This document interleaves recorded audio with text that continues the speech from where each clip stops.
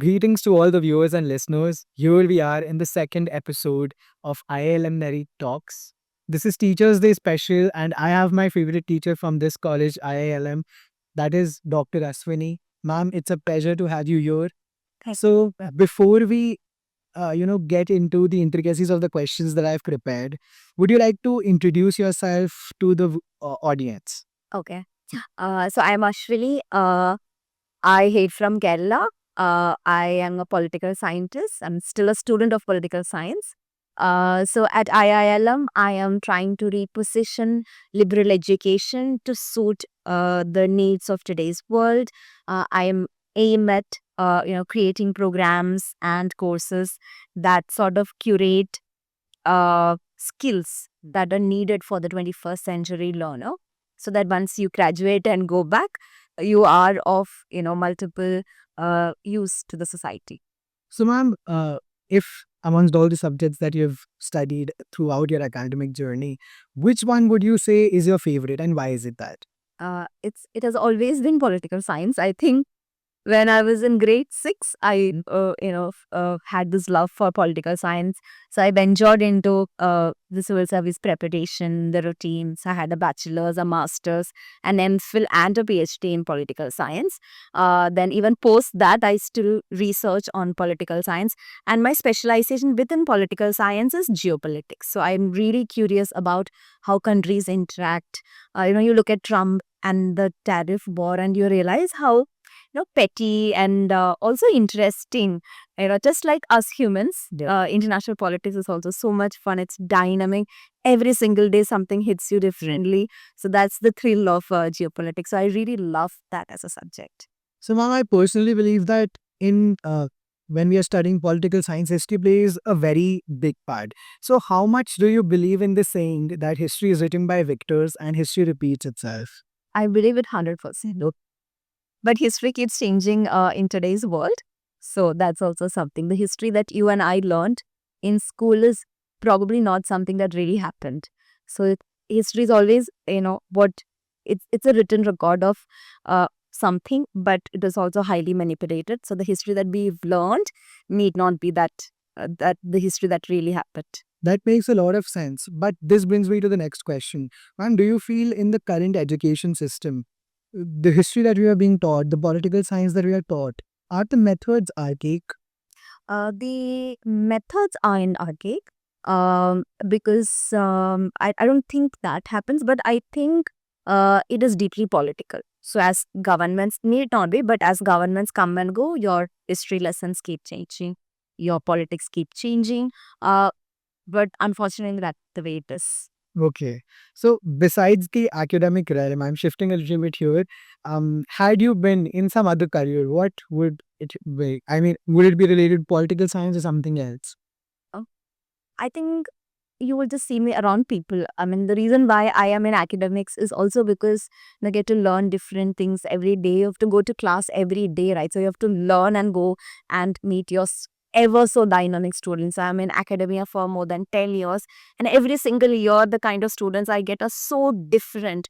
So the way I taught 10 years ago is not how I teach today.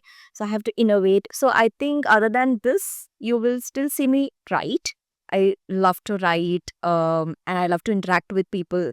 So, if not teaching, you will see me in some career where I have to talk to people. Right. That's not so. It's a given. Talking about writing. So it's just Teachers Day, and I want to extract all the knowledge that I can from you. So, what would be one tip that you would like to give to budding writers who write essays or research papers? What would make them stand out? And in this world of AI, how to build credibility?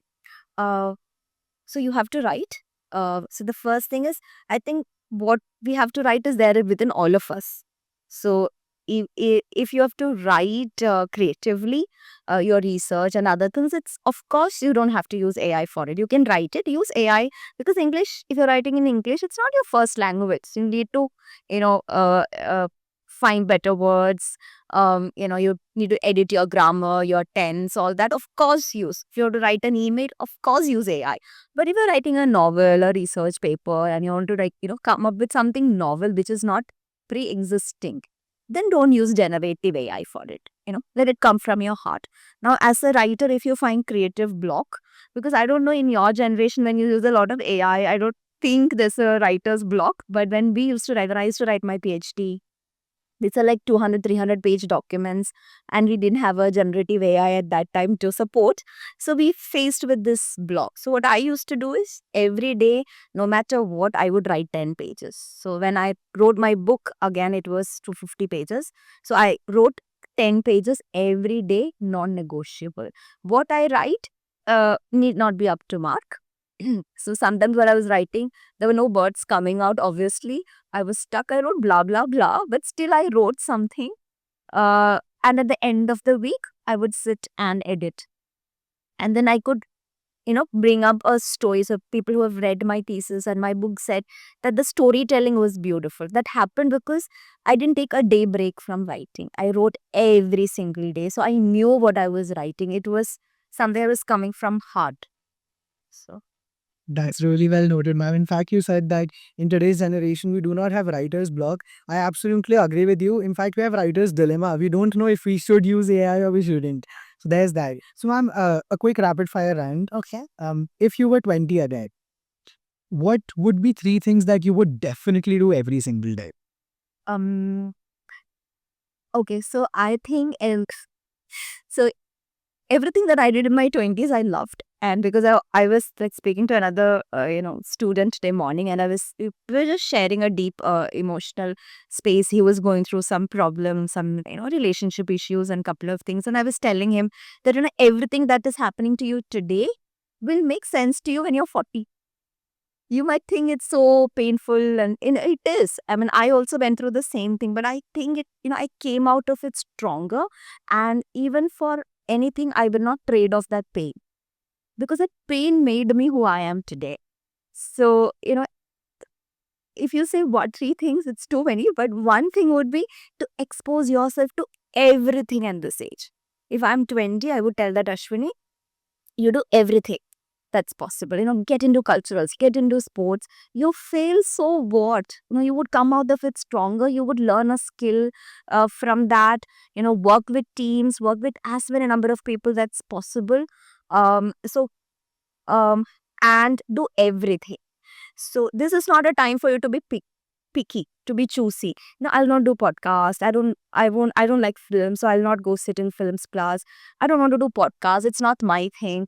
I don't want to do writing. It's not my thing. There's nothing called your thing when you're in 20s. Do everything. In fact, today morning I was reading something where it said that I think Cred are hiring only founders of startups. People who have founded startups and failed in it. Obviously, that's why they're looking for a job. So they're hiring only those people. Yeah. Now, why is that so? Because as a founder, you do everything from marketing to sales to finance to making to content creation to everything. You're not dependent. So instead of being an entry level job in a big four or a multinational company, you join a smaller company and do everything there, because what that teaches you, no big company can teach you. So it's so important for you to expose yourself to everything. So I would tell that Ashwini, because that Ashwini did everything. I didn't understand anything on theater. I did theater. I didn't know anything about football. I played football. Yeah. I was a captain of a football team. We had a regional cricket team. I don't know. I still don't follow football, but I played football. You get it? Like, so whatever was there, I jumped into it because I had fun. And I think today it's what who made me who I am, and I don't think it's a bad place to be. So I think it worked. So expose yourself to everything. I think this is a wake up call for all the people who get stuck to one thing. Don't force yourself into doing something that you do not like. Just see how it turned out. It's pretty well. You might be invited to a podcast someday. So, ma'am, your three recommendations, three books or three movies that every person should definitely watch or read. Okay. I think Almanac of Naval Ravikant would be the one book I would say I would to read. He's an Indian born, I think, American, and he writes extensively on self help and beautiful, writer. That's again, I'm rereading for the 10th time the book.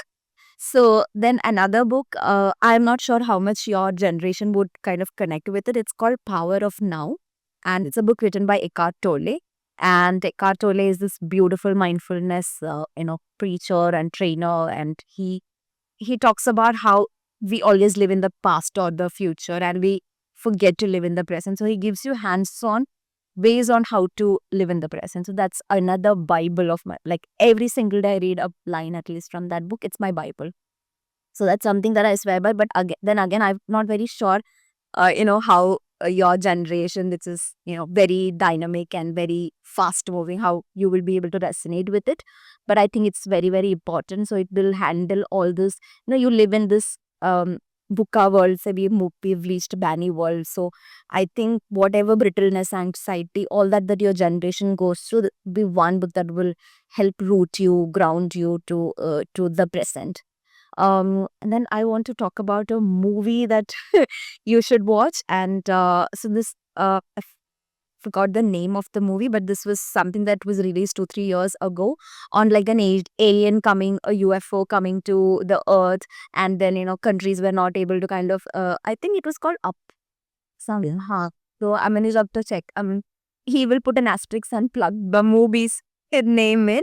Was a fantastic movie. I think DiCaprio and but it's actually it's on climate change. And now, incidentally, my research is also on climate change, sustainability, and geopolitics, and how politics kind of influence these decisions by government.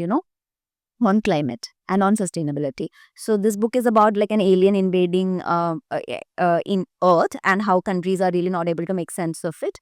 But actually, it is synonymous to climate change. How climate change is coming, and nobody's able to kind of make this. It was a beautiful book, Such underrated taste. but it's fun actually. He'll plug it for you. Absolutely. This brings me to my last question.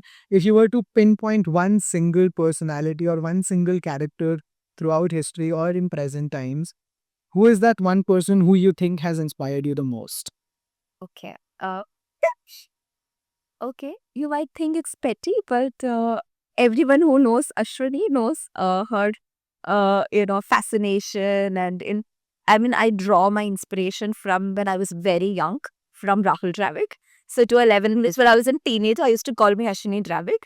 So when I worked in media, I worked in media for 6 years. I was a television anchor. I worked with a production house. I worked in political reporting. So every byline I wrote, every television, uh, screen grab that I had, everything I was called Ashwini Dravid. So to like my all my Instagram, my Facebook, everywhere it's Ashwini Dravid. So I mean, but when I reached academics, I needed to credibly give a surname, so I went to my boring surname. But I think I tried to stalk your Instagram account and it showed Dravid. yes, so that's the Dravid, Rahul Dravid. Absolutely love his personality of him. I mean, that's again, as I said, I was telling you, like, you have to expose yourself to a lot of these streams to draw inspiration from. See, as an academic, also, I use Rahul Dravid and the things that he does in cricket, in his life, on handling a press conference, from where how he stands as a ball to his tee while he is playing cricket, and as a personality, like he doesn't, fickle. Hmm. So that how does that happen as a person? Even after a lot of fame and a lot of money and all that, how does he with stability kind of handle his personality and give you that one solid Rahul Dravid? So I'm not very sure how you guys will be able to connect, but as a teenager of the yesteryears, for me it worked, and it was him.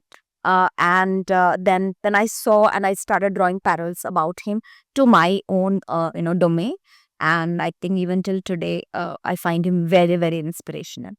Wow.